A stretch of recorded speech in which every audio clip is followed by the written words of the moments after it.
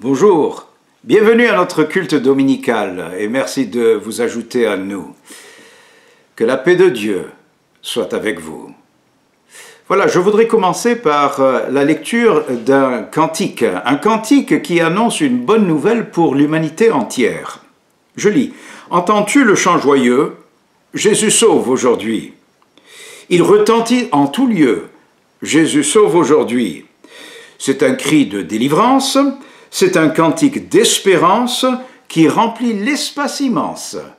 Jésus sauve aujourd'hui. » Et que l'humanité entière entende cette bonne nouvelle. Alors je voudrais tout d'abord que nous invoquions la présence du Seigneur. Notre Père Céleste, nous te remercions pour t'inviter en notre présence. Et c'est toi qui dis que là où 2 ou 3 sont rassemblés en ton nom, tu es au milieu d'eux. Eh bien, nous voulons honorer ta présence. Adorons le Seigneur par l'écoute de ce passage biblique. Portes, élevez vos linteaux. Élevez-vous, portes éternelles, que le roi de gloire fasse son entrée. Saint, saint est le Seigneur Dieu, le Tout-Puissant qui était, et qui est, et qui vient. Je voudrais faire la lecture de ce passage de la Bible qui fera l'objet de notre homélie ce matin. Il est tiré de Matthieu, l'Évangile selon Matthieu, chapitre 6, c'est-à-dire le chapitre du Notre Père. Nous l'avons déjà entamé la semaine dernière dans notre culte et je continue donc avec cette lecture. Écoutez la parole de Dieu. C'est pourquoi je vous le dis. Ne vous inquiétez pas pour votre vie de ce que vous mangerez, ni de votre corps pour de quoi vous serez vêtus. Qui de vous, par ses inquiétudes, peut ajouter une coudée à la durée de sa vie? Cherchez premièrement le royaume et la justice de Dieu, et toutes ces choses vous seront données par-dessus. Alors, avant de considérer ce passage, veuillons nous mettre au Saint-Esprit de Dieu pour nous éclairer sur la compréhension de cette vérité. Notre Père Céleste, ton Esprit est celui qui a été envoyé pour nous enseigner et pour nous guider dans toute la vérité. Veuille nous conduire dans ces pensées, veuille aussi nous aider non seulement à comprendre, mais à accepter pour nous-mêmes ces paroles. Au nom de Jésus-Christ, nous prions. Amen. Alors, ce passage nous parle d'inquiétude. Et c'est quand même un sujet qui est opportun aujourd'hui. Permettez-moi de vous entretenir sur cela en considérant que nous vivons des jours de coronavirus et de grandes inquiétudes pour les Français. Au mois de janvier, ils étaient à peu près 53%, mais là, les préoccupés sont de 82%. Et il y a 4 jours seulement, le directeur de l'Organisation mondiale de la santé a tiré la sonnette d'alarme en disant « le pire est à venir ». Vous vous rendez compte? Nous avons déjà compté 22 000 décès en France et le pire est à venir. Bruno Le Maire, le ministre de l'économie, affirme que la crise va durer des années. Et puis on parle d'une deuxième vague d'un coronavirus. Alors mes amis, où en sommes-nous en réalité? Eh bien, il semble que nous soyons assez impuissants face à ce virus. Il s'impose, il domine, il contrôle nos vies, il contrôle la société entière, il contrôle l'économie de notre société. Seulement, je pose la question, avons-nous épuisé nos ressources? Savons-nous qu'il y a quelqu'un qui est plus fort que nous? Est-ce que nous acceptons de nous remettre à lui?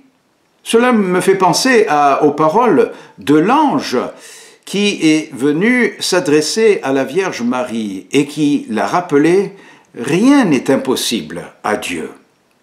Oui, effectivement, il est le maître et l'architecte de l'univers. Et que nous dit-il concernant l'inquiétude dont nous pouvons souffrir? Eh bien, Tout d'abord, et je repasserai les points que j'ai énumérés la semaine dernière, mais nous passerons plus rapidement, il nous parle de l'inquiétude de l'homme. Et il nous dit que l'inquiétude n'est pas la volonté de Dieu. Et c'est pour cela qu'il nous propose une solution. Et nous allons la voir au fur et à mesure que nous progressons. Et puis, il nous dit que l'inquiétude n'est jamais une solution. Et nous le savons en quelque sorte. Nous nous inquiétons, mais ça ne change rien. D'ailleurs, la médecine nous rappelle les effets néfastes de l'inquiétude. Effets néfastes sur l'estomac, le système immunitaire, le cerveau, les poumons, le cœur, les muscles, le foie, la rate. Chassons cette inquiétude, chassons-la, elle ne nous fait pas de bien du tout. Seulement, comment? Comment? Eh bien, il y a une solution. Jésus a dit, qui de vous, par ses inquiétudes, ne peut ajouter une coudée à la durée de sa vie? Donc, nous ne savons que l'inquiétude n'aboutit absolument rien. Mais Jésus nous parle aussi de l'inquiétude du Père Céleste. Dieu s'inquiète de nous, il nous dit. Pas de la même façon, c'est pas la même inquiétude, il s'inquiète de notre bien-être. Il est conscient de notre adversité. Jésus dit, le Père Céleste sait de quoi nous avons besoin. Et comme il s'occupe des oiseaux et de la nature, eh bien, nous avons une plus grande valeur que la nature, nous dit-il, et il s'inquiète obligatoirement de nous. Mais quel est l'élément indispensable à ce que nous cessions de nous inquiéter? Eh bien, il semble que ce soit la foi. Parce que Jésus, s'adressant à son auditoire, il dit « gens de peu de foi ». Gens de peu de foi. Si Dieu peut s'occuper de la nature, vous êtes plus important encore, il peut s'occuper de vous. La foi. Qu'est-ce que la foi? Eh bien, tout d'abord, qu'est-ce que la foi n'est pas? Eh bien, ce n'est pas tout simplement la croyance, c'est-à-dire le contraire de l'athéisme ou le fatalisme, ni la résignation, ni la superstition, ni le mysticisme. D'ailleurs, la Bible définit la foi. Écoutons bien. La foi, c'est une ferme assurance des choses qu'on espère, une démonstration de celles qu'on ne voit pas. Une ferme assurance et une démonstration. C'est le côté pratique de la religion, le côté pratique de la foi. Ce n'est pas quelque chose de mystique, il y a un côté pratique. On peut être serein avec la foi, malgré les circonstances de la vie. Mes amis, je vous rappelle que la foi est accessible à tous, puisque Jésus a dit « Ayez foi en Dieu ». Ayez foi en Dieu. C'est une injonction, c'est un impératif. Il faut pour cela au moins convoiter la foi pour soi-même. C'est une façon de commencer. Et puis après, il faut se l'approprier. C'est l'apôtre Saint Paul qui, dans l'épître aux Romains, nous donne en quelque sorte une formule pour avoir la foi. Il dit « La foi vient de la parole de Christ ». Tout simplement, de la parole de Christ. Donc, il faudrait la lire déjà. Il faudrait la cultiver. Il faudrait en être passionné. Il faudrait en être habité. Et ainsi, nous aurons cette ferme assurance des choses que nous espérons. Une démonstration même de celles qu'on ne voit pas. La foi, c'est aussi vivre un jour à la fois. Jésus a dit, cette phrase que nous connaissons presque tous, « Ne vous inquiétez donc pas du lendemain, car le lendemain aura soin de lui-même. » Et en conclusion, il ajoute, « À chaque jour suffit sa peine. » Il y a une promesse qui accompagne cela, je l'ai lu tout à l'heure, « Cherchez premièrement le royaume et la justice de Dieu, et toutes ces choses, c'est-à-dire tous ceux qui seraient autrement source d'inquiétude, toutes ces choses vous seront données par-dessus. » Oui, chercher d'abord le royaume de Dieu, c'est aussi s'abandonner au Maître. Et c'est ce que nous allons entendre dans l'interprétation de ce cantique.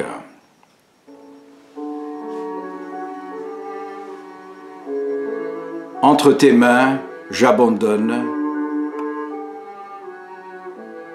tout ce que j'appelle mien. Ne permets à personne d'en reprendre rien.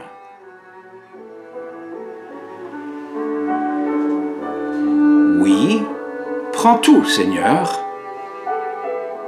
Oui, prends tout, Seigneur. Prends mon corps et prends mon âme. Règne sur mon cœur. Voilà, je vous invite aussi à vous entretenir avec moi, à commenter ce que vous venez d'entendre, à poser des questions auxquelles je vous répondrai, et vous pouvez le faire sur Messenger, là, sur votre page Facebook. Nous allons intercéder pour ceux de la société qui ont besoin de cela. Prions. Seigneur, merci d'écouter nos prières. Nous te supplions d'être auprès des malades et de leur accorder la guérison. Merci pour les soignants. Donne-leur la force nécessaire pour chaque jour. Accorde aux mourants de chuchoter dans ton oreille. Rappelle-toi de moi quand tu viendras dans ton règne. Console ceux qui sont dans le deuil. Donne aux autorités la sagesse pour bien nous gouverner et nous protéger. Au nom de Jésus-Christ, notre Seigneur. Amen. Que le Dieu de paix vous donne la paix en tout temps et de toute manière.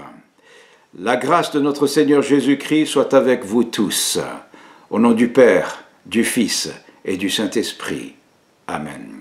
Chers frères, chères sœurs, chers paroissiens, allez en paix, dans la grâce, la joie et la force de notre Seigneur.